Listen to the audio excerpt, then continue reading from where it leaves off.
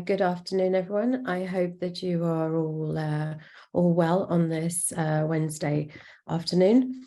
Today, I'm excited to introduce you to Saul Alonso from Solid Optics. He's the CTO of Solid Optics, who obviously deal in optics, and that's what he's going to be talking to us today about.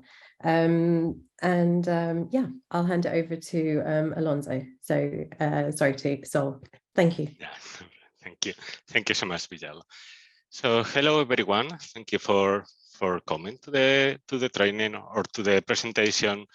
I want to present you the different upgrade paths that you can have starting 400G up to 800G, different options, different type of cables, DAC, AOC, and so on. So please, any questions, raise your hand, put in the chat. I have another engineer of my team also joining the meeting, so he can answer as well. So please, as many questions as you want. So let's start. So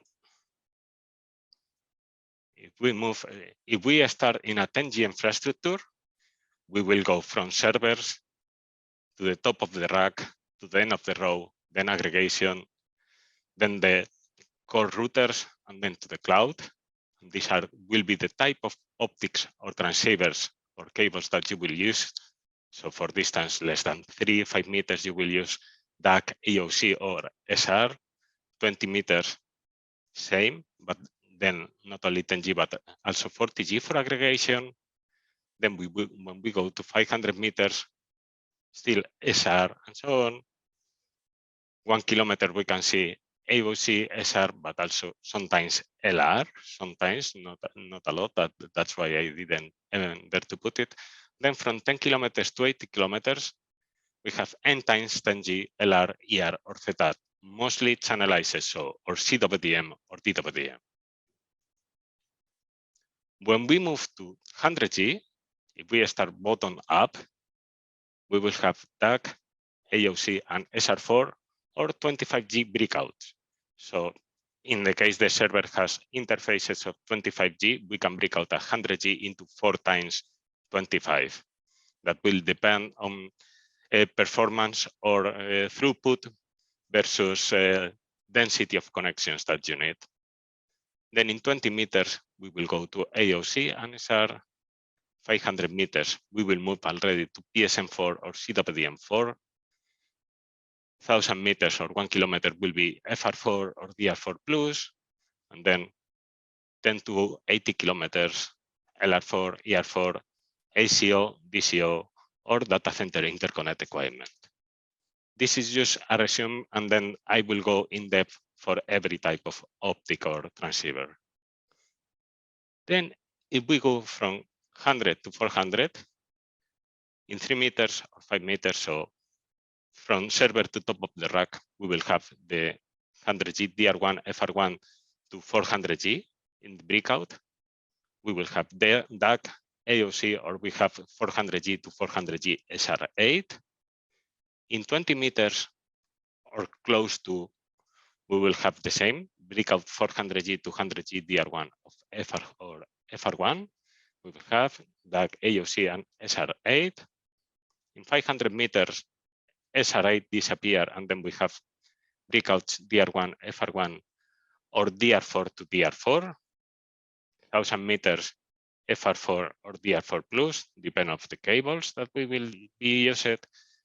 And then in the data center interconnect or mid-distance haul, so 10 kilometers to 80, LR4, ER8, ZR, or Open ZR plus, depending on the situation. The last one will be 400G to 800G.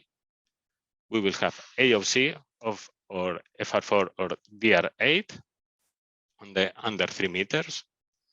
Then we have 8 times FR1 or 2 times FR4, so or 8 times 100 or 2 times 400.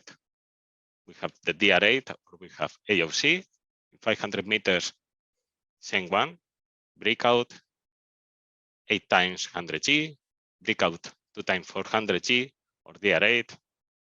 Then in 1000 meters, we have the breakout 8 times FR1. And then in in 10 to 80 kilometers, we will have ZR and OpenZR. Being OpenZR is still not generally available, but is in the designing phase. So let's start with the data center top of the rack. So from server to the top of the rack switch in 10G. We will get our SR. It will be like the actual deployment if you have 10G. If we want higher density, so we want more connections and a bit more speed per server, we can do a breakout of 100G to 4 times. It will be made by AOC or DAC, depending on the length of the cable. And if you prefer to use copper or you prefer optical, or if you want more speed, but the density is not a problem, you then can use SR4, AOC, or DAC 100 to 100G, straight 100G to 100G, instead of breaking out. That will depend also how much traffic or how much throughput you require per server, of course. If you don't require that much traffic, but you have a constraint in the number of use that you have available into the rack, the higher density solution is really the best one, because for a 32 ports 100G switch, you can put quite a lot of 25G or even 10G, but mostly will be breakout to 25G. Then in 100G to 400, imagining or taking in consideration that we have 100G to 100G, so 100G switch to 100G server, we can go the same two routes, higher density and speed. Then we have already some difference. So will be 400G to 4 times 100G AOC or DAC, or breakouts 4 per 100G or 2 per 100G. And we will see the 2 per 100G more in detail later, because this is really interesting for people that already have 100G transceivers and want to create their switches to 400G. Then higher speed or highest speed will be provided by 400G to 400G. So 1-to-1. So the 100G to 400G breakouts, we will have the two types. So the 400 to 100 to 4 times 100 will require a throughput planning or a planning across the physical layer, because the 400G will not support NRZ modulation. It's always PAM4 modulation. So if you have CWDM4 or LR4, it will not be able to connect to a breakout of 400G. So we will need new connector or new cables. But for that, we have a solution that is the QSFP-DD 200G to 2 times 100, offering backward compatibility. So we will have the flavor in LR4 and CWDM4. And in this way, for each of the QSFP-DDs that will go into the 400G switch, you will have 2 times 100G. But that comes with a downside, and is that you will need a new cable, because this optics use, or this transceiver use, the duplex CS cable. That is this one that is starting to grow into the business, let's say. So it's been more and more present. But you can also encounter in some optics the duplex SN. I'm personally don't think the SM will go farther. I think the CX, duplex CX, is gonna stay. And the good thing about it is, in the same place you can put a normal LC connector, you can put 2 times duplex CS. Let's see now all the different optics that we can use. This one will be, in the 400G, will be SR4.2. The connector is MPO12. Then the data rate is 400G multimode fiber. So you will use MPO multimode, max distance 100 meters. And then in the 100G, you will have QSFP28 100G SR1.2. And the optical type is a bidirectional but not simplex, so duplex. So it's transmitting and receiving in two different lambdas. So in 850 and in 910. This is quite similar to the 100G BD or the 400G BD that Cisco have, but with the other functionality that you can connect to an upstream 400G switch and do breakouts over it. Then we have the DR4. It's MPO12, but simple mode fiber already, 500 meters, connected to the DR1, 100G, duplex LC connector, PAM4, and the optical type is a 100G single lambda. So you will have one lane on the 100G side that will be joined or splitted in the 400G. Then for 2 kilometers, we have the same idea, the FR4, MPO12, single mode fiber, duplex LC, single lambda. Then we will have also the LR4, same idea. So MPO12, 400G single mode, 10 kilometers breakout into 4 times LR1. And these are the ones that are mostly required to do breakouts with actual optics, with the optics that you might have already in the data center deployed in your equipment. It will be the 2 times SR4, it's an MPO24, 200 gigas, multi-mode fiber, 100 meters. It will break out into the SR4, so normal SR that you have already, because it's NR-fed. The optical signaling is NR-fed. Then we will have the 2 times CWDM4, already with the new connector, duplex CS, up to 2 kilometers. The 100G interface is DWDM4, of course. Optical signaling is NR-fed. Then we have the LR4, same connector, duplex CX, 200 gigas, breakout into 2 times LR4 using the duplex CX connector. The optical type is LWDM. Then we have the 4WDM10 that is similar to the other, but just using different wavelengths. So it will break out into 4 times 4WDM10. And then we have these two that are quite new. I don't see anyone still requiring them or looking for them, that are the 4 per FR4 duplex SN. So this connector breakout into 4 times FR1.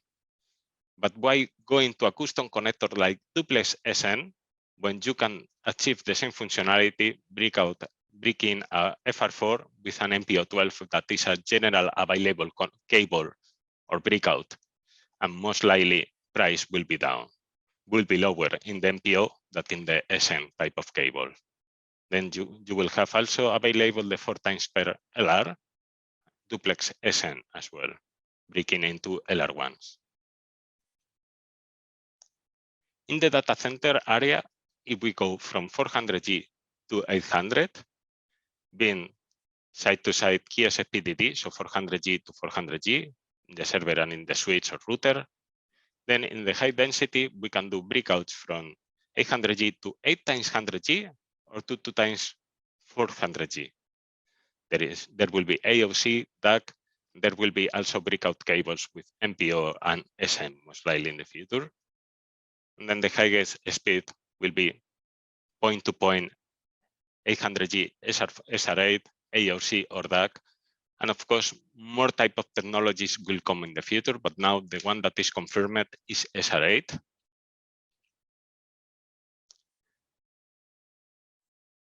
In the breakouts, it will be almost the same.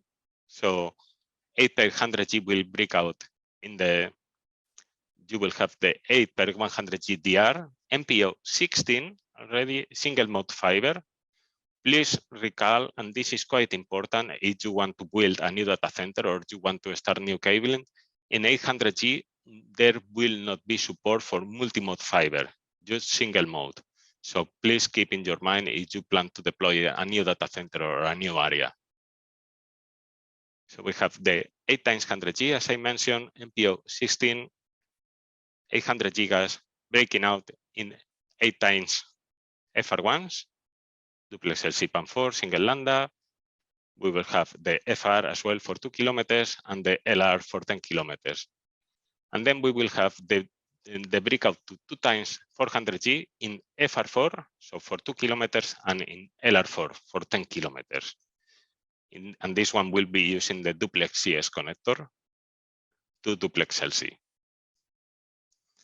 In the last mile, it will be quite easy. So we move from point to point to point to point. So we move from LR, for example, to FR1, DR1, LR1, LR4, or even LR1 BiDi, so LR1 simplex, and then that doubling how much traffic you can do per dual strand of fiber. Then we will have in the last mile in 100G to 400.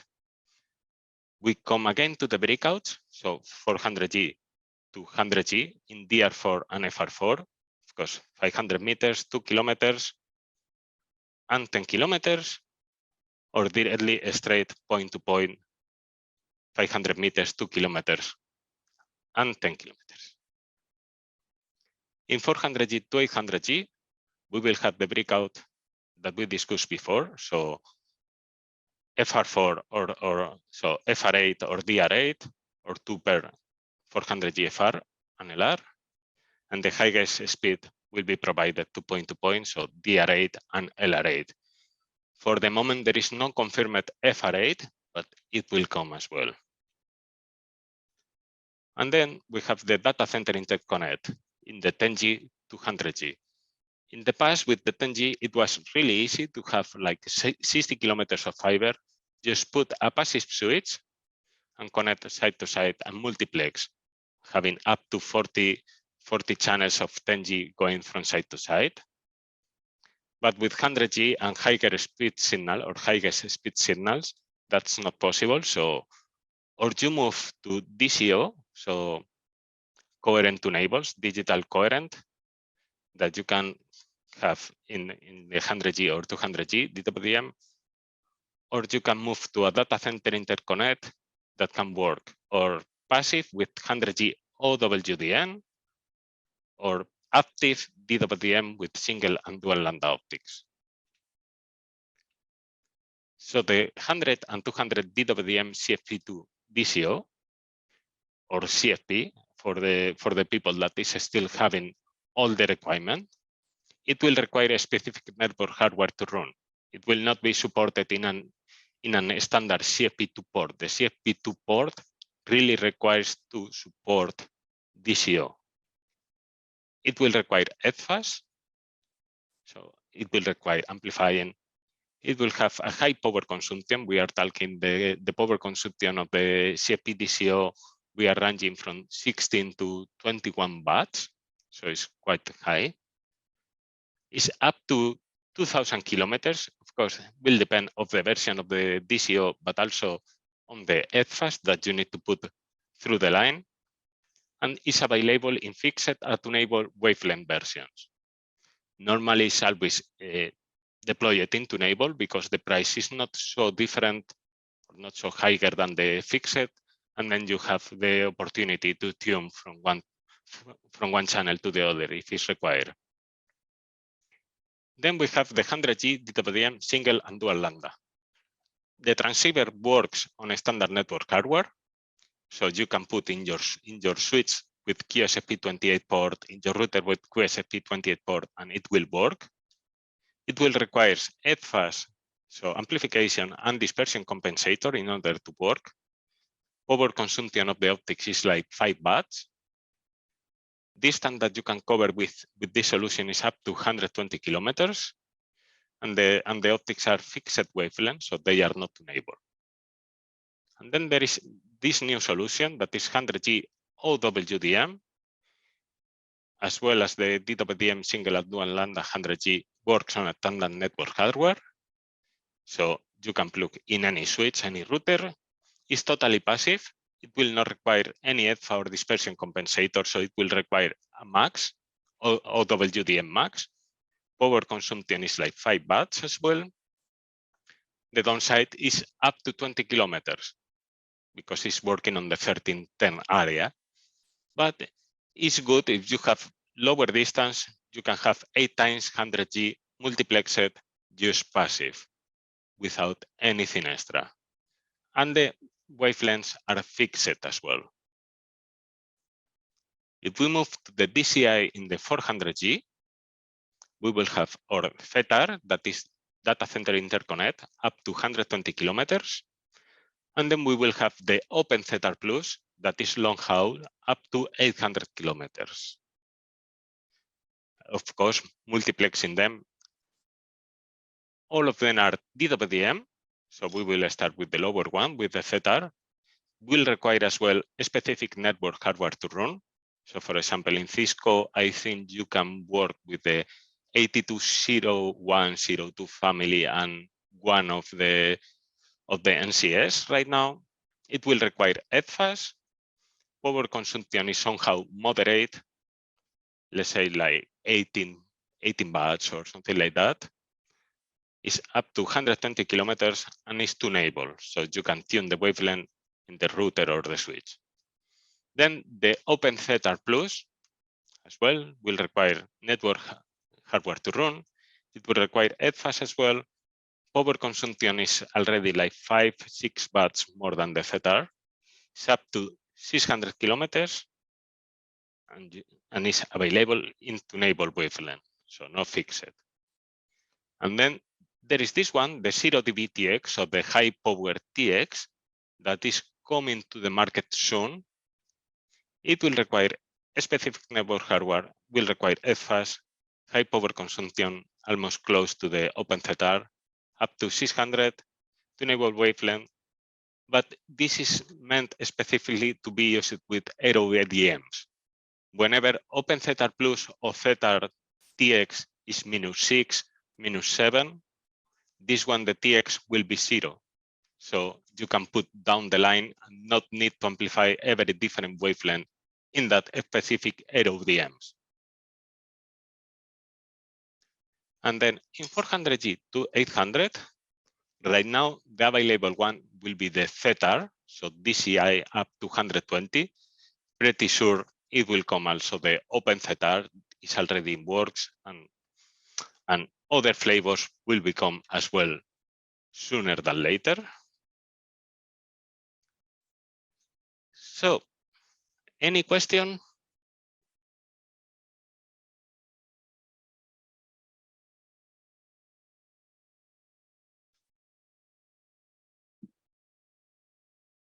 Yeah, I have a question. Okay, go ahead. You mentioned power consumption, especially in the 400G optics. If you're doing 600 kilometers, is there any equipment on the market which actually can supply this voltage, or will we have to wait? No. For the 400G, for example, as I say, the Cisco 8201, Juniper PTX 10,001, Nokia, I think, has also platforms that support already these optics. So it's already supported.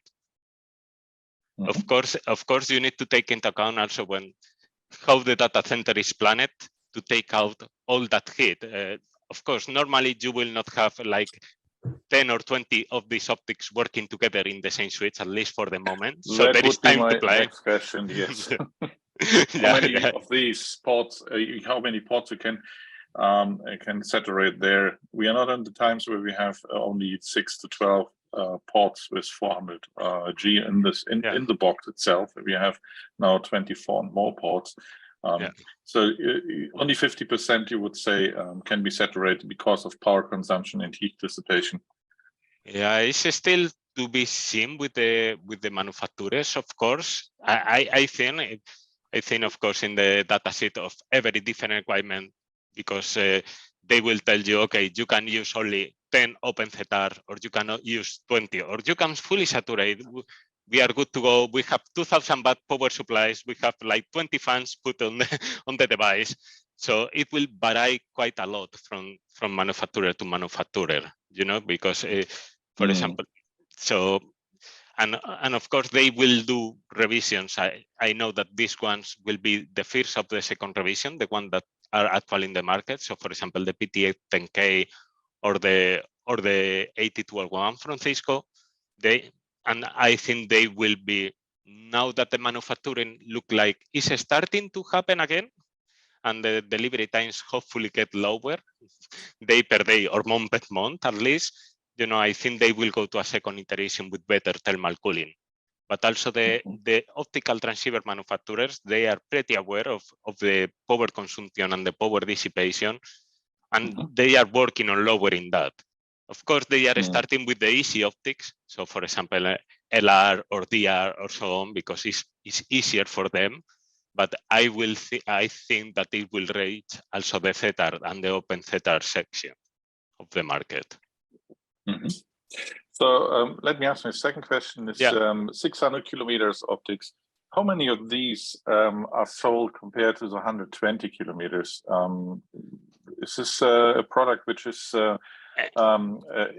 Europe is actually cities are not too far away, and we have a lot of amplifiers already in the optical backbones here in Europe. So 600 kilometers sounds a little bit more. If I go to Brazil as an example, exactly. Or I want to have a subsea cable, something like that. But how many 600 kilometers deployments you have seen so far? The problem right now is availability of the transceivers.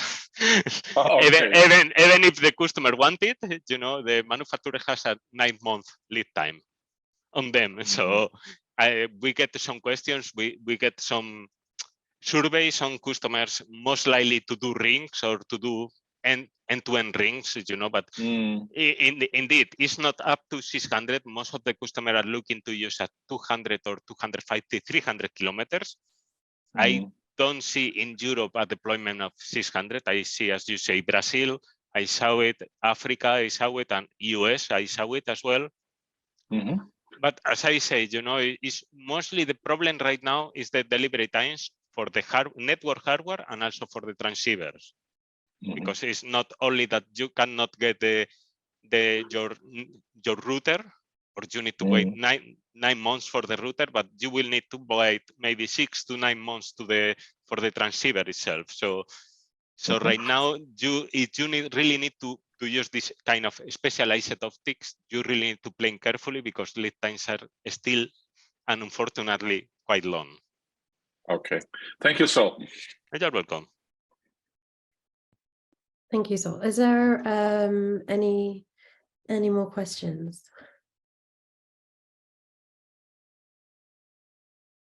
No, I think so. We talked about a question earlier, and that was actually for the attendees, and to see if if it's likely that you will be using any of these optics in the future. So yeah, is anyone? And by the way, you can put your video on now. Where yeah. Yeah, and I will make also the PDF available, so I will send to Vijal. So feel free to use as a reference. That's why we made it. So yeah, and of course it is being recorded as well. So so if you want to watch it again, or for those that have missed out, they can catch up. But yeah, so if you have any information you can share about your future planning or anything on the usage of any of the optics. Yeah, right now we are finishing, for example, in this area. Let me go back a few slides. So in this area, we are finalizing the development of 100G DWDM DCI, so data center interconnect, up to 80 kilometers in simplex for simplex fiber, so 100G, so 8 times 100G side to side, 80 kilometers single fiber. And we are also working on a DCI 400G, so 8 times or 16 times for the 120 version for the moment. The 600 version, as Stefan really mentioned, we don't see that much for the moment in Europe. So, and what about to see, and what about we like to see from, and we are pushing to our manufacturers, is like low power optics, low power consumption. And I think we are aiming into Q1 next year, Q2 next year, we will start seeing optics that has, let's say, almost 20% less power consumption than the actual ones. So when QSFP-DD, you can get like 12 watts or something, we will go down to 8. Oh, wow. And I think that's pretty interesting, because what I hear from a lot of my customers is that they are now moving data centers because the electricity cost, for example. So it makes sense if you have like a lot of this transceiver installed. Like saving 2 watts per transceiver. If you have 10 transceivers, 20 watts, but if you have 100 transceivers, already 200 watts. So it will stack up the cost and so on. So these are the areas that we are mostly focused right now. So to get at least 400G, because 400G is quite a power consumption hungry, power hungry devices. So we are trying to work together with the manufacturers to lower it down. Oh, that's good. Yeah, I think everyone is, suffering with the energy prices at the moment. So that's always good to hear that there's work being done to lower that cost for the users. Yeah, exactly. And the good thing, I think there will be almost no price difference between a normal power and a low power optic. So it will be, it's just changing some internals of the optics with the same durability and performance, but just to make it a bit greener, to say in a way. Yeah.